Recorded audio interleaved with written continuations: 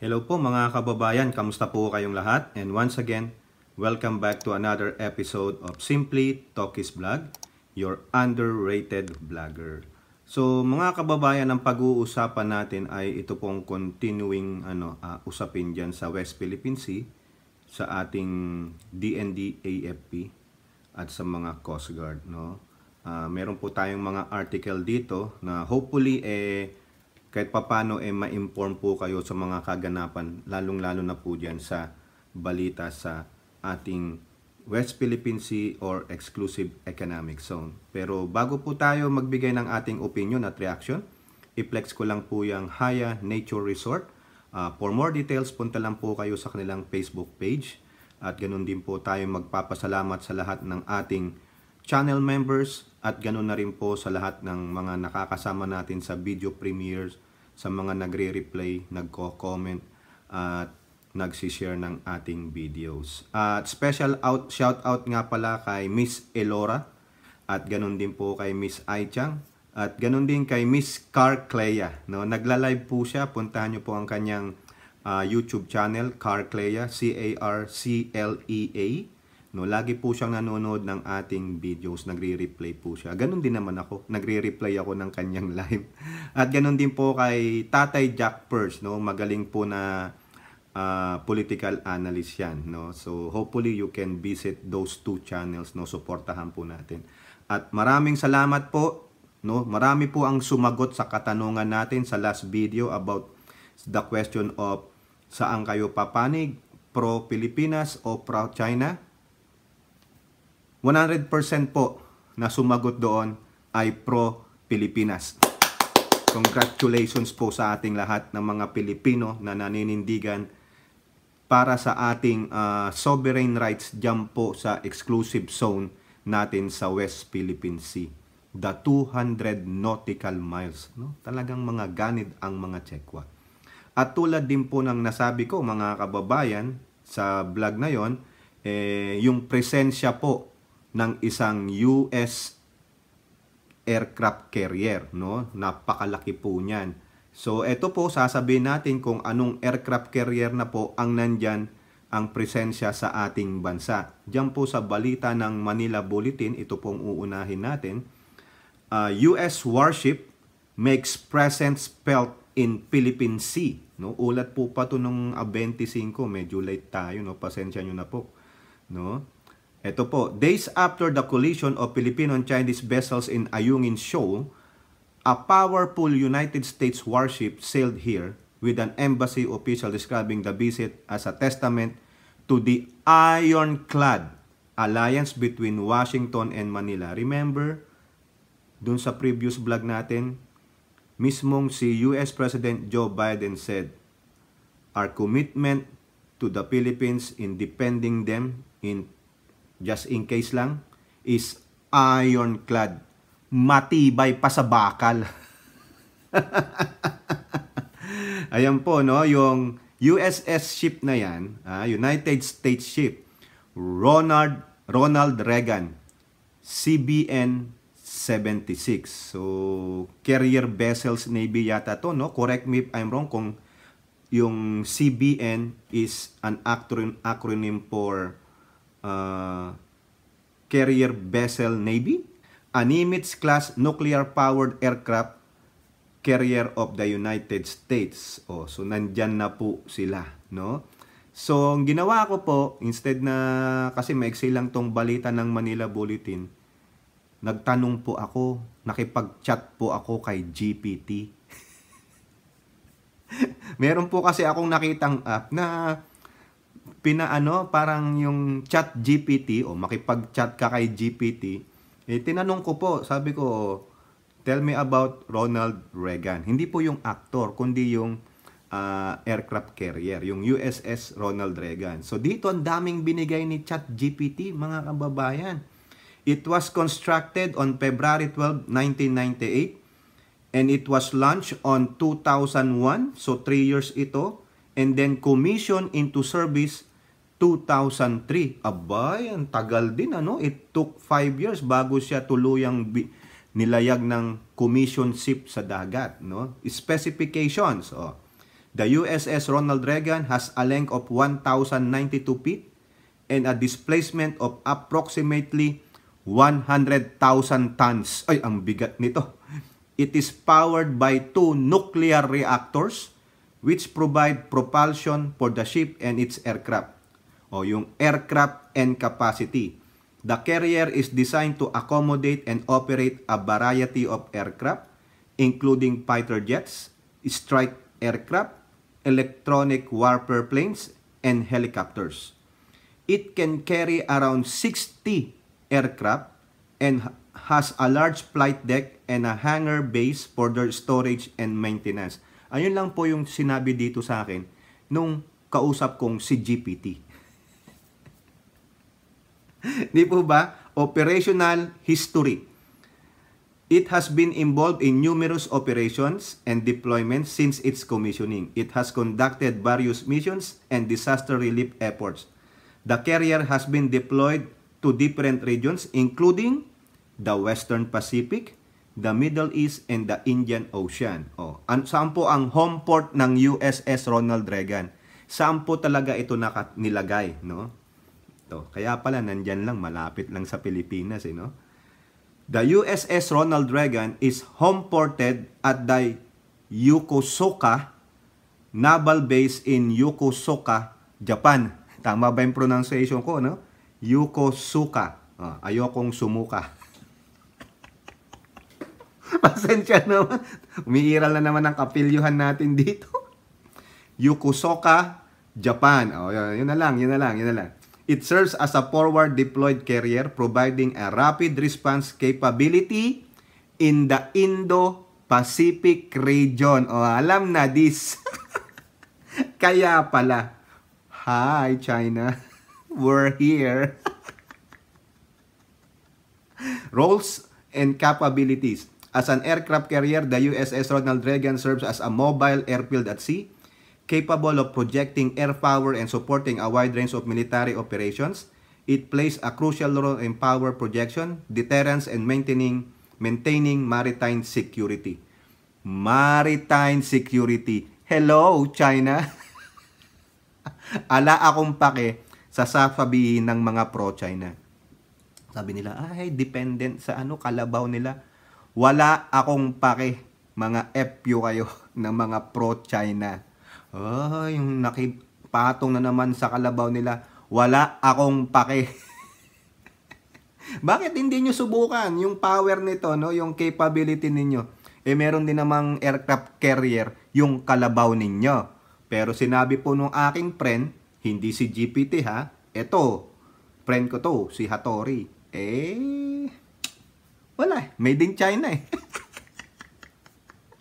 Asensya naman, di ba? Hindi ko na po sasabihin itong mga nang sinabi sa akin ng aking new friend na si GPT. Pero sabi po ng Manila Bulletin, base sa kanilang observation, kasi napunta po sila doon, inimbitahan sila, no? Mukhang ang daming laman na aircraft nito. On her flight deck, more than 60 fixed wings. Tama naman po si new friend natin, si GPT, 60 daw. And rotary aircraft are embarked on board. This includes C-2 Greyhound, Sikorsky MHC RSC Hawk multi-mission helicopter, Boeing EA-18G Growler electronic warfare aircraft, Grumman E-2 Hawkeye tactical airborne early warning aircraft, and yung isa sa mga favorite ko ng mga fighter jet plane, FA-18E Super Hornet carrier-based fighter jet. F-18. F-14 Tomcat. May F-16 pa. Pero yung latest, F-35. Wala siya nun. Kasi nasa yung nandun sa Mediterranean. Yung isang aircraft carrier na bago, may bago po no? Ayan. So, yan lang po, no? Hello, China. Eto po. Yan lang po tayo, no? Ibabalita lang natin sa inyo at least talagang yung sinasabing ironclad. Nandyan ang isang aircraft carrier. Libot-libot, pero yung aircraft carrier, kala nyo naglalayag mag-isa yan? Sabi po ng aking friend, Hindi lang yan naglalayag mag-isa. May mga escort po yan. Hindi ko naman po alam ko. Ayoko nang tanongin yung new friend natin na si GPT kung ano pa yung mga vessels na escort ng USS Ronald Reagan. Di po ba? Wag na lang, kayo na lang. Tanongin nyo na lang. I-new friend nyo to si GPT. No? Chat GPT. O, punta naman tayo dito, mga kababayan. Ha? Kasi, itong mga pro-China na ito, ang iingay sa kanilang mga social media. Tulad po nito, siguro kilala nyo yan, yung Miss Malu Tequia. Ha? Sa kanya yatang Twitter account ito sabi niya, gusto nyo pala giyera? Mr. President, send the resupply again. Make sure, tandaan nyo yung word na ginamit niya, make sure it get crushed and let's see how the chest-thumping officials of this country deal with the inevitable. I hope we are ready or your friendly ally will be there to stand with you and deal the blow. So we end these diversions and focus on what is needed economically. Ha? Dami niyang pinagsasabi. Sinasabi niya pa sa presidente, no? Mag-send ka ulit ng resupply. Make sure na ipa-crash mo, it get crash. Tapos tignan na lang natin kung anong mangyayari, yung inevitable. Unang-una, Miss Malu Tequia, sira ulo ka ba? Bakit namin ipapacrash? Ibig ba sabihin, sinasabi mo sa amin na sinasadya yung pagbunggo? Tinatanong kita.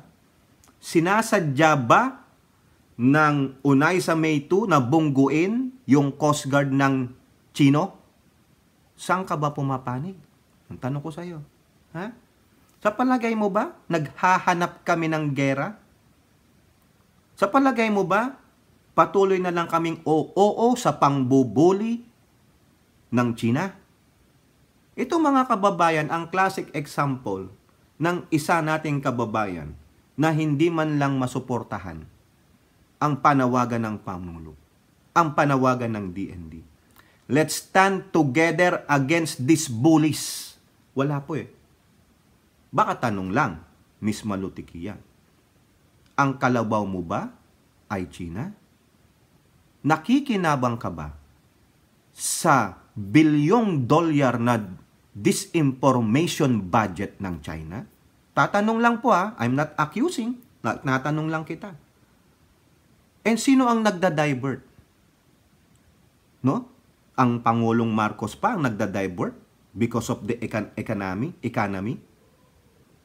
Lahat naman ng mundo namumblema sa economy.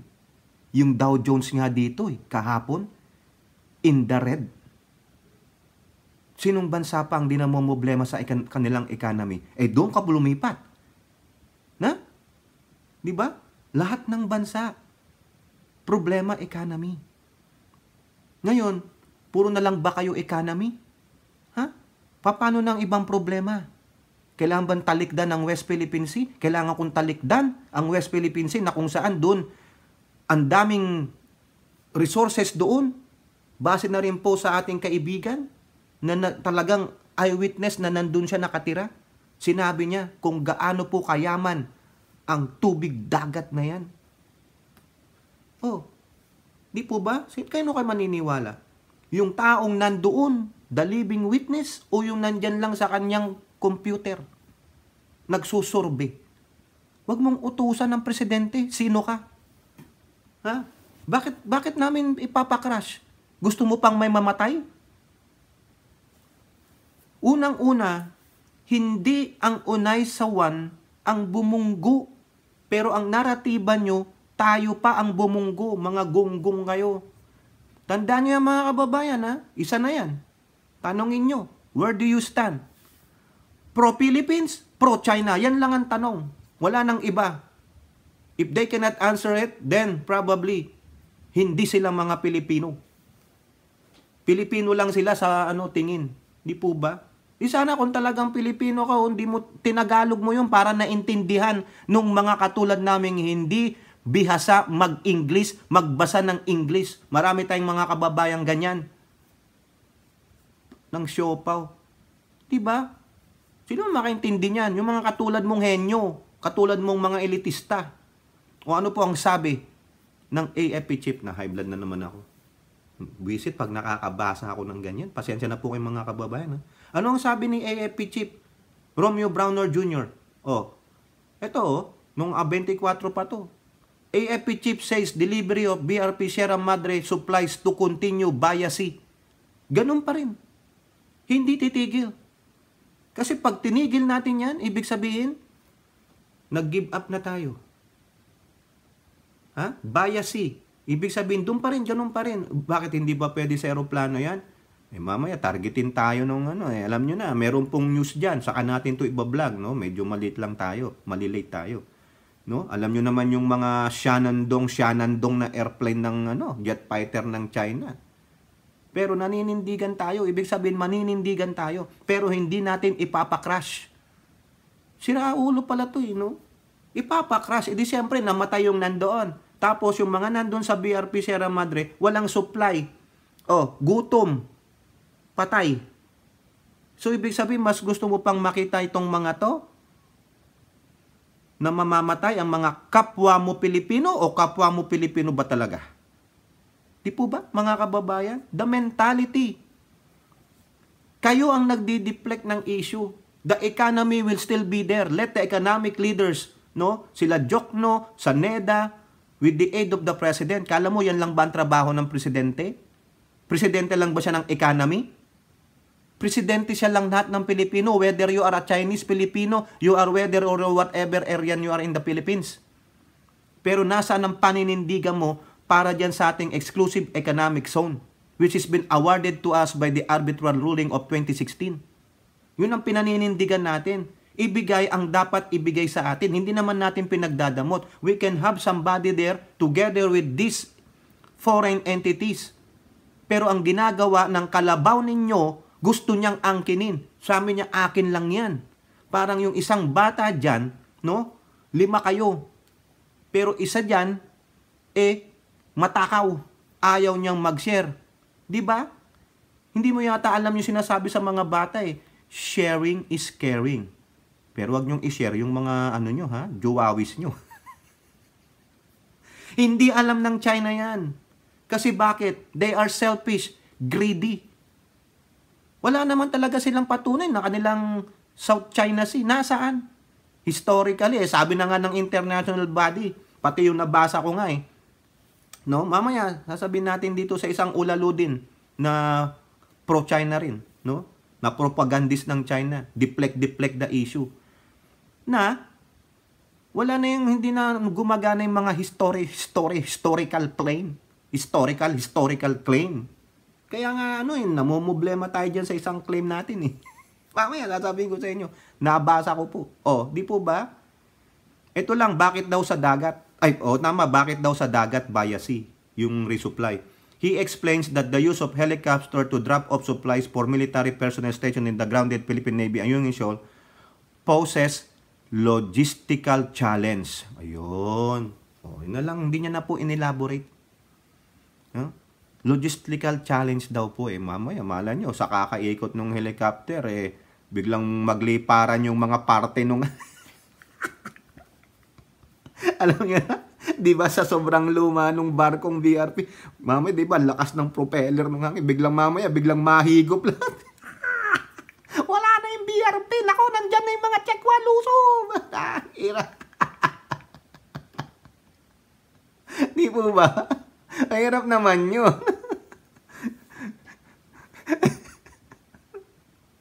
Natatawa tuloy ako. Ito pa ang sabi niya.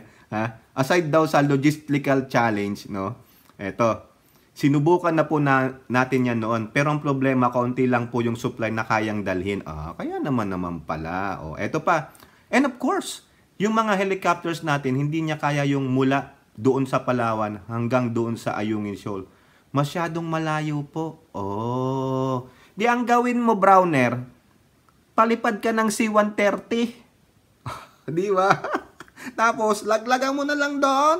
Ikaw naman, oh, ayun. Suggestion lang yun, general, Promote mo na ako. Yun lang po. Pero tuloy ang resupply via sea. Kasi hindi daw po viable ang helicopter. Kasi logistics, saka hindi daw kaya masyadong kokonti yung laman. O nga naman, may capacity load. Tapos, malayo daw po from Palawan to Ayungin. So, hindi ko po kung anong klaseng helicopter yung gamit nila. Pero kung ako, sa akin lang, general, C-130 try mo. Laglagan mo. Tapos, yung mga nandoon, uy, langoy. Pero mag-helicopter kasi baka mamaya mahigop yung mga party niya. Alam niyo yung sa Transformer, yung pinakamatandang Autobots. Yung nasa museum sila. Part 2 yata yun o part 3. Hindi ko matandaan no? Yung Transformer. Lumang-luma na siya. Ano ba yun? Yung namatay si Prime, no? Sa disyerto. Okay, pasensya naman po mga kababayan kung hahaba na naman to kasi alam niyo naman, kailangan hindi kayo maboard. Tulad ni baka naboboard na sa akin si RN Tusen. Sabi niya, wala nang kwenta tong vlog ni Tokis. Lipat na tayo, mga ganun. Hindi po ba? Eto pa po. Joint Resupply Mission kasama ibang bansa, target ng AFP sa West Philippine Sea. Correct. Para may escort tayo, no? Diyan po yan sa balita ng Remate Online. Uy, Remate. Eto po. Target ng AFP ng posibleng joint resupply mission kasamang ibang bansa sa West Philippine Sea, kasunod ng diplomatikong alitan sa China sa nangyaring dalawang banggaan sa lugar. Kabilang sa ibabang claimants ay ang Brunei, Malaysia, Vietnam at ang layo-layo naman ng Taiwan. Bakit ka nagki-claim dyan? Maintindihan ko ang Brunei, Malaysia at Vietnam. Pero yung Taiwan, ako naman, Taiwan, sobra ka naman. Pero hindi naman tayo inaaway ng Taiwan, di ba? Pinag-aaralan pa. That's another option. Ani ni AP Chief Staff General Browner. Ayan. Pinag-aaralan pa. No? Maganda naman yan. No? Hopefully, sama nyo na kasi yung USS Ronald Reagan, escort ninyo. Ang liit-liit na unay sa May 1 and 2. Tapos yung kasama, puta, higante. 1,092 feet ang haba. Di ba yung binasa ko sa inyo kanina? Eto pa. Kung may kumokontra, dumadami naman ang sumusuporta. Ito sa Philippine News Agency. Actually, luma na to, nakita ko lang. Think tank urge Philippine government to expedite joint patrols in West Philippine Sea. Di ba nag-joint patrol na yan? Di ba nung, kailan ba yun? October 2nd to 13. Pero gusto pa rin nila itong think tank na to. Sabi nila, Strat-based ADR Institute President Dindo Manhit said the Marcos administration should use the international recognition brought by the Philippines' arbitral victory to assert its rights in the West Philippine Sea. Correct. Buti pa to itong think tank na ito, no? Hindi tulad ng ibang think tank na talagang makita mo, Chinese propagandist, no? Lahat ng nangyayari sa West Philippine Sea, kasalanan natin. Parang hindi naman natin sea. Kaya nga tinawag na West Philippine Sea. Pero tinan mo, kasi inchik No, yung yatang last name yun, yung TIU. Yun, hanapin nyo yung matanda na yun. Yung hokloban na yun, kung magkalat ng disinformation para sa China, nako, grabe. Ito po sabi nila, no, si Mr. Manhit. Saludo po, sir. Sana ganyan ang pananaw ng iba, no. The Marcos Jr. administration must take the lead and prioritize this endeavor. Only by working together can the Philippines successfully assert its right in the West Philippine Sea. Correct! Tama! By working together, hindi lang nung mga joint patrol, kundi tayong mga Pilipino, iisa ang saloobin natin. I-assert natin kung ano yung sa atin dyan sa West Philippine Sea. Uulitin ko, pwede naman tayong maki-joint venture sa kanila. Hindi naman tayo suwapang. Sila swapang Gusto nila, wag magpapasok. Gusto nilang wag mapangisda ang ating mga mangingisda dyan. Kasi nga sabi nung ating resource person dyan sa Palawan, no? Ang yaman niyan sa langis. Sabi niya, mas mayaman pa tayo sa Kuwait sana kung napagtuunan ng pansin yan kaso, yung mga previous administration, mga wagdo, Buti pa si Panot, lumaban. Maski na ganun-ganun yun, lumaban. Pero yung sumunod, mukhang merong ewan ko kaya Pangulong sino ba yun? Sino ba yung sumunod? Ayoko nang banggitin kasi mamaya, may magtatampo na naman sa atin. Di po ba? So yan po, kinakailangan na daw ulit na magkaroon ng expedite joint patrol dyan sa West Philippine Sea. Pakita natin, maski na ano pang sabihin ng mga Chekwa, ano pang sabihin ng mga aso at tuta nila, mga Pilipinong disinformation specialist nila, no? Ala akong pakialam. Kung sila may kalabaw, pare-pareho lang naman tayong may kalabaw. Bakit kang makapagsalita kayo nakatungtong sa kalabaw? Ikaw din naman, nakatungtong ka rin sa kalabaw. Nakapatong ka pa nga sa kalabaw mong Amerikano dyan. Di po. Di ba RN2 cents? Alam mo na siguro yung kung sino yun. Eto po. Eto pa, ang sabi ni AFP Chief. China, walang karapatang tutulan pagkukumpini. Yung pagpipix, no? Pagsasaayos sa BRP Sierra Madre. Ayan, yan ang po ang matapang na sinabi, no? Walang karapatang tutulan ng China ang pagkukumpuni ng Pilipinas sa BRP Sierra Madre na kasadsad sa Ayungin Shoal. So for me, China has no right to tell us not to repair that while they themselves have created these artificial islands. Correct. Kaya nga po, sabi ko sa inyo, mga selfish, greedy, kung ano lang po yung convenient sa kanila, yun lang yung alam nila. Kaya nga walang humanity. Wala silang empathy. O sabihin nyo na, humanity for in general purpose na lang. Di ba alam nyo na yung pag sinabi nating humanity, wala ka nun, wala ka talaga. Hindi mo alam yung makaramdam ng awa, hindi mo alam makitao, hindi mo alam makibahagi, wala lahat You don't have any humanity kung ano man yung meron sa human emotions, human capability, wala ka nun. Manhid ka, tuod ka, ganun po yan. Dahil because of you are a selfish, greedy nation. Yun nandiyan po. Hindi po yung mga Pilchinoy, hindi po yun. Kasi marami rin pong grupo ang sumusuporta. Yan ang sabi ni DND Chief. May mga Pil-Chinese, tama po ba? Chinoy na lang.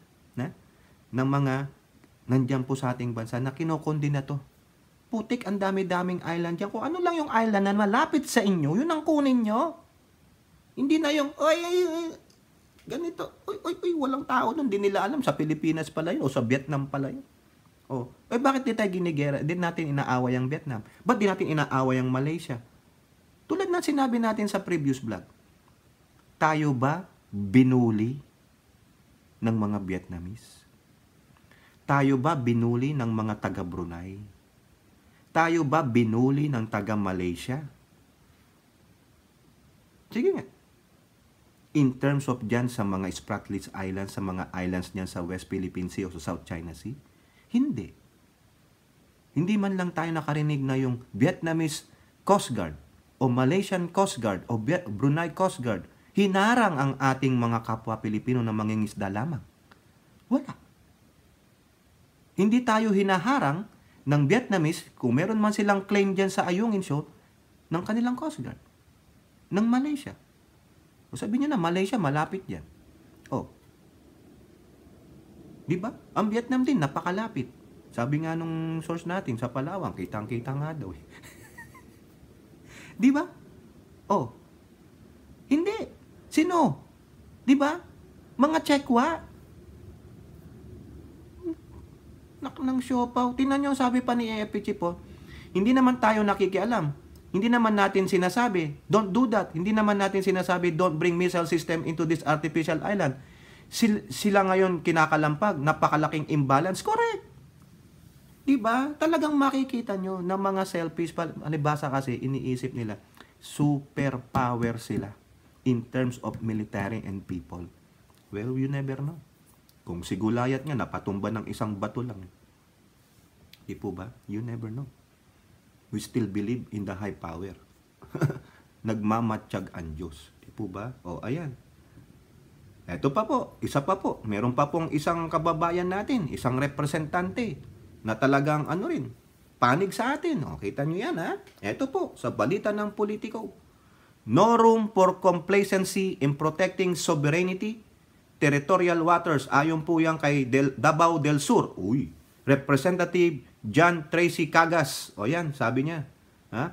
The House of Representatives made the right decision to allocate these funds to our security agencies. Yun nga pong mga CIF. O, sinong malaking nawalan dyan? This strategic move sends a clear message that we stand ready to defend our territorial integrity and safeguard the well-being of our citizens amidst the growing challenges in the West Philippine Sea. The House decided to realign 1.23 billion confidential funds from civilian agencies to security agencies responsible for protecting the country. Tama yan, pero kulang to. 1.23 billion. Bawasan yung mga budget nyo. Kayong mga solons dyan. Ilagak lahat yan dun sa West Philippine Sea at saka sa AFP sa depensa para mawala ng tuluyan ang mga insurgents. O yan, ha? Hindi lang West Philippines yung sinasabi ko, o di tulad ng iba, ha? Insurgents. Ito pa, we cannot afford to be complacent when it comes to safeguarding our sovereignty and territorial waters. The House reallocation of funds to our security agencies is a strong move to fortify our position. Tingnan nyo, kung hindi pa si Pangulong Bongbong Marcos, hindi sila kikilos eh. Di po ba? Talagang assertive ang ating Pangulo. Talagang, sabi nyo, weak? Sino ang weak? Uulit-ulitin natin. Sino ang weak? Spoiled? Yes! Spoiled ang Pangulo. Spoiled. Totoo po yan. Bakit? Sinabi niya eh, no square inch of land will be mawawala. O yan, spoiled. Binibigay ang sinabi niya. Yan ang spoiled sa akin. Kasi bakit? Sinabi ko, ginawa ninyo. Pero yung hindi spoiled brat na nagtatantrom. Sa akin, yung pagka-spoiled ng Pangulong Marcos is very positive. Hindi po negative. Dagdagan nyo yung pondo na yan. Gawin nyo yung 100 billion. Palakihin nyo yung mga airstrip. Pagandahin nyo. Bigyan nyo ng mga ayuda yung mga mamayan dun. No? Gayahin nyo yung tulad sa Alaska. Naghihikayat pa ng mga tao dito sa mainland para lang may tumao doon sa teritoryo ng Amerika sa Alaska. Bibigyan ng monthly pa na pera. Tumao lang doon sa Alaska. Frozen tundra yung frigid. Sino titira doon? Wala nga doon Walmart. Joke lang po, joke lang. Walang mapipikon, joke lang. Pero totoo po yun, yung talagang naghihikasya sila na tumira kayo dito, bibigyan namin kayo ng monthly ayuda. Yung iba kinakagat, pero walang kabiasnan doon. Ang kabiasnan mo, yellow eh. Mga bear, oh. Eto po, no? Pangalagaan nyo po yan. Maghikayat kayo ng mga taong titira doon. No? Pero i-follow up nyo naman. Huwag nyo lang sila iwanang bigla. Eto pa po, isa pa po ito. Pagpasensyahan nyo na kung hahaba. Eto pa, yung favorite ninyo, mga propagandays. Eto, kasama pa to sa unit team dati, yung sumasayaw-sayaw na gano'n. Ano ba sayaw niya? No? Utek, Tingnan mo nga naman. Ito po, pinasa lang sa akin, credit sa nagpasa nito. Panoorin natin tong video niya kung paano niya po i-deflect yung issue sa another issue. At kayo na po ang bahalang magbigay ng inyong komento. Ano ang inyong opinion at reaction. Eto po. Yan po nangyari sa Sabah. Pag-usapan natin ang Sabah. Di ba nanalo ang Sultanate of Sulu? Napakalaki, parang $12 billion ata yun. Ano nangyari? Na-enforce ba nila? Siyempre, linalabanan ng Malaysia sa kahit anong hukuman. Kahit saan sa daigdig, lalabanan nila yan. At pag-usapan natin ang Sabah. Ang Sabah, meron ng langis. Bakit hindi tayo hate Malaysia, hate Malaysia? Dahil alam natin, kapitbahay. Alam natin, ASEAN. Alam natin na kapag ginulo natin ang Malaysia, guguluhin nila rin tayo dahil sila nagbigay ng armas at ng pondo sa MNLF. Nung nalaman nila na nagplano si dating Presidente Marcos Sr. na lusubin ang Sabah at nagkaroon nga ng Jebida Massacre at pinatay yung mga tausug na nagte-training para lumusob sa Sabah. Pero, ang tanong ko dito sa mga humihimok sa mga ating kababayan to hate China at dapat makipaggera sa China, bakit ang tahimik nyo sa Sabah? Napakalaking langis na ang kinakalap doon Dito sa West Philippine Sea, inaasahan pa lang na may langis. Doon, sangkatutak na langis na at malinaw na malinaw, meron pang ang arbitral award na Pilipino nagmamayari niyang Saba. O ano, bakit tayo tahimik? Bakit China ang ating pinupuruhan? Ito expectancy pa lang. Bato-bato at isda ang so far pinag-aawayan. Yun, may tunay na langis. May lupa. O, merong kontrata. Kontrata of pajak. Malinaw na pinaupahan lang. Nagkaroon na ng arbitral award na pinaupahan lang at kinakailangan maibalik sa magnamayari. Bakit wala? Kasi hindi interest ng mga Amerikano na awayin yung Malaysia. Ang kailangan talaga ng Amerikano, magkagulo somehow para magkaroon sila ng dahilan na maghimasok dahil gusto talaga nilang pulbusin din ng China nang mabawala ang kanilang competition. Oh, ayan po. Nakita nyo, no? Deflection. So, anong problema mo sa Saba? No? May korte dyan. Na-award nga. Ngayon, nilalabanan. Tama siya. Nilalabanan yung billion na award ng body. No? Kasi pinarerenta lang yan. Yung may-ari niya, Sultanate of Sulu. No? So, ano problema? Komplikado yan eh. No? Nakabasa nga po ako nung mga history dyan. No? Chinat GPT ko rin. No? Mahirap i-elaborate yung Saba. Let the government deal with that. At saka yung talagang mga kamag-anak ng sultan. Di po ba? O ngayon, kung may langis, edi may langis. Ang tanong, binubuli ba tayo? Di po ba? At dinamay mo pa ang Amerika? Na hindi guguluhin ng Amerika ang Malaysia? Bakit? May sigalot ba ang Amerika sa Malaysia? May sigalot ba tayo sa Malaysia? Ang nambubuli, Mr. Harry Roque, ay ang kalabaw mong China. Di po ba? At sinabi mo pa na yung Jeddah Massacre, kwentong kutsero yun, mga kababayan. Napatunayan na hindi ang Pangulong Marcos ang nagmassacre dun sa mga Tausug. Hindi po. Kwentong kutsero ni Ninoy Aquino. Kasi pumanig siya sa Malaysia. Sinong nag-traidor? Di po ba? Di ba may Malaysian passport pa nga yang si Ninoy Aquino? Ano yung promise niya? At nagbigay ng mga armas sa mga NILF? Oh, edi gago pala ang Malaysia. That was their history. Pero iba pong pinag-uusapan dito, ang West Philippine Sea. Bakit mo idadamay ang Sabah? That's another topic to tackle ng presidente o ng administrasyon. At ang tanong, ba't hindi rin inayos ng amo mo yan dati? Di po ba? 6 years siya dyan. Oh, may ano pa siyang Muslim yung mga yan. O bakit hindi niya kinausap? Hindi niya tinulungan yung Sultanate of Sulu.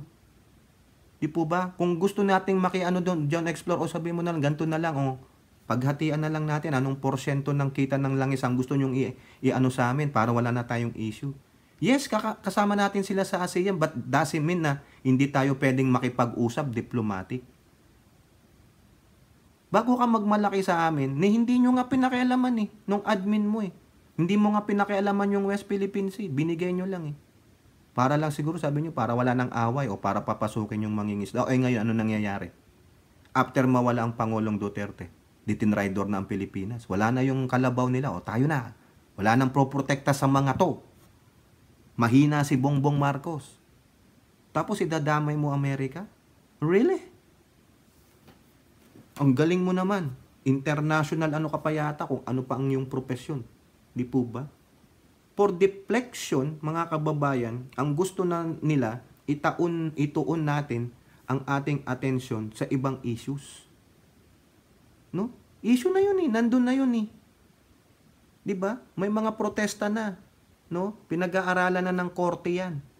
Oh, ngayon nga po na-suspend nanalo yung Malaysian government para may respite sila. Hindi muna sila magbayad nung inaward nung korte sa pamilya nung si Sultan. $12.5 billion kasi renta po 'yan Oh. Ay bahala na po yung korte doon, at least na i-file na. Dito, aantayin po mo bang may mamatay na kapwa mo Pilipino diyan sa West Philippine Sea? Eh dito may rule na rin sa atin eh. 'Di ba? Bakit kayo hindi nyo in-implement yung 2016 arbitral ruling? O ngayon, ini-implement lang ng administrasyong ito ang 2016 ruling, ang amin ay amin.